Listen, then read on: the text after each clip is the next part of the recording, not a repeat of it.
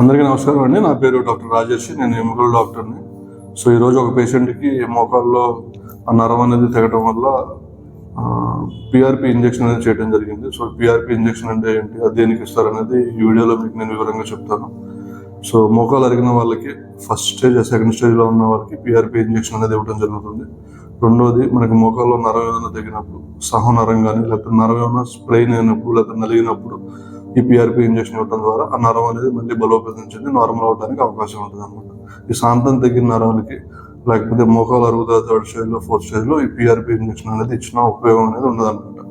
So ఈ PRP అనేది ఏంటంటే, మన శరీరంలో మన రక్తమే తీసుకుని ఒక 10 ml రక్తంలో తీసుకుని అందులోంచి తెల్ల రక్త కణాలని, ఎర్ర రక్త కణాలని రెండింటిని సపరేట్ చేసి ఆ ప్లేట్లెట్ రిచ్ ప్లాస్మా ఏదైతే ఉందో అది మనకే మళ్ళీ ఇవ్వడం జరుగుతుంది.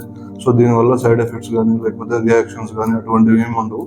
ఇది ఆ పేషెంట్ యొక్క అరుగుదల బట్టి లేకపోతే పేషెంట్ యొక్క కండిషన్ బట్టి ఒక సిట్టింగ్, 2 సిట్టింగ్లు లేకపోతే 3 సిట్టింగ్లు అనేది ఇవ్వవలసిన అవసరం ఉంటుంది. Thank you so much.